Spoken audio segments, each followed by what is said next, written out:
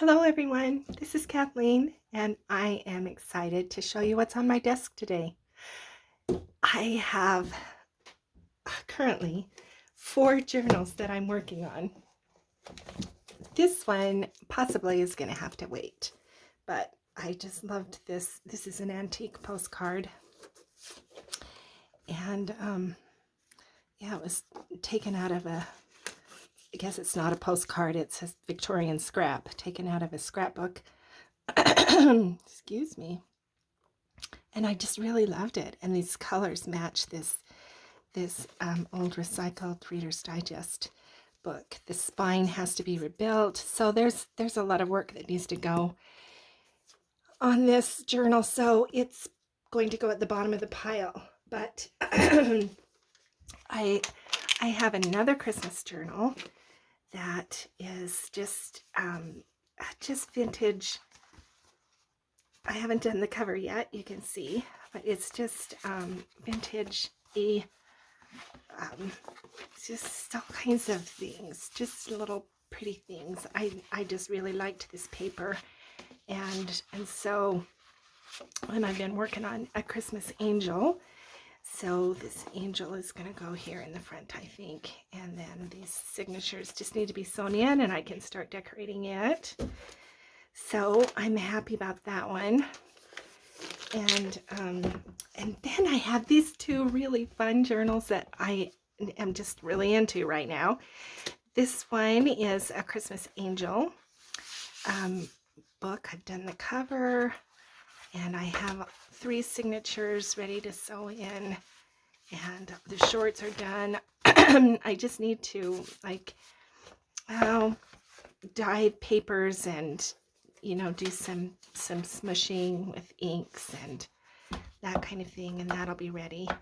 I've had a lot of fun doing my own digitals for this book, just with the Graphics Fairy. And then this is another one I've been having a lot of fun with. I found this book last Christmas and bought it to read out loud with my husband, and it was a very sweet story. I had not ever really read it before, but I loved it.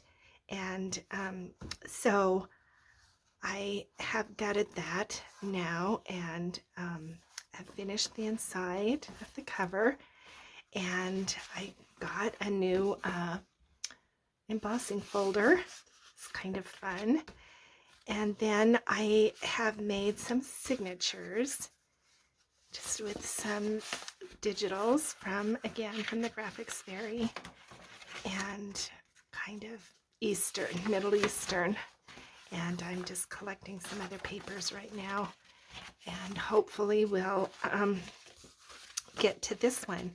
This is going to be a boho journal with lots of fabrics and silks and jewels, and yeah, just kind of excited about it. So yeah, these are just some digitals that I have put together. That's the Wise Man journal. And then I'm also working on finishing my daughter's a planner for my daughter.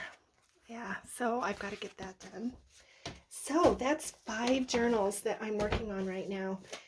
So but today I want to show you a really easy journaling paper fold.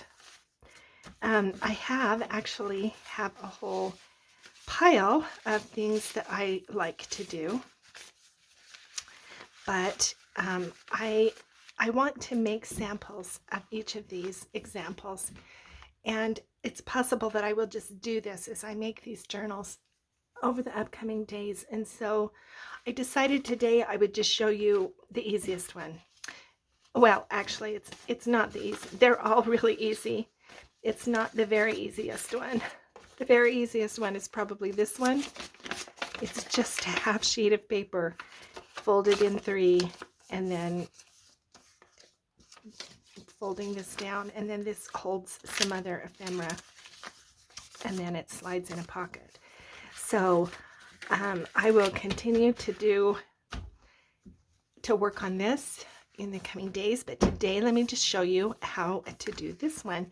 So this one I'm going to make for this Christmas angel journal. So I have smushed the paper, and you've seen me do that before, so I won't take you through that.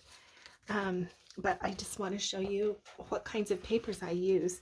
So for this, I used a little bit of this vintage ledger that I have.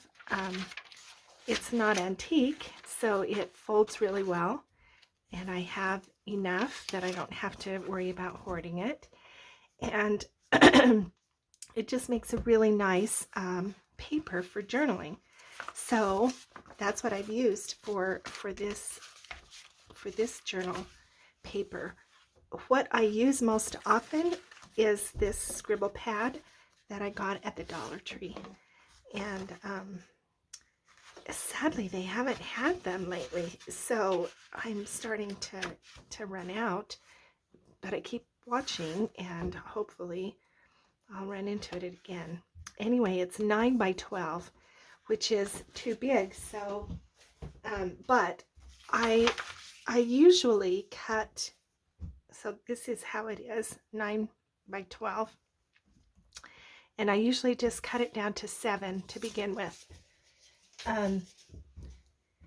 because 7 is about as tall as I ever would want it, and then I can trim it down from there. And then I will often dye it, but sometimes I just leave it plain. But this is just so easy. So this is the way you do it. You put it the long way, and then you measure about the width of your finger and come over and make the first fold. So you can make it very narrow, you can make it wider, however, whatever width you want the final folded paper to be. But I generally like to fold it about 3/4 of an inch, which is about the width of my finger. So you just fold it over, and that's the first fold. Okay, so now there are 2 ways you can do it. You can fold this over again and make it with this this part loose. I do that sometimes, but I also sometimes come back and fold it this way, and then that way I have a nice fold to slide in to tucks without it being this thinnest edge. So now I just come back over and fold that there, and make sure that I have a nice crisp fold so that it will lay well in the journal. And that's it.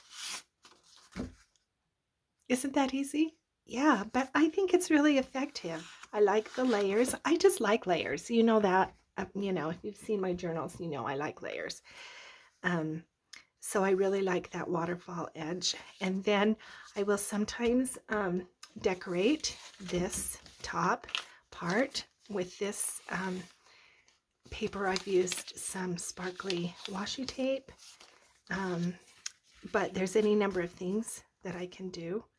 I can decorate both of those edges, actually, if I want. I can trim it using the shape scissors. I can put a stamp down the edge. I can put texture paste. There's just so many things that I can do. And but I just wanted to show you that basic fold because it's so easy and accessible and looks great in a journal. Thanks for being with me, and I'll be back with some other folds and decorating these journals. We'll see you again.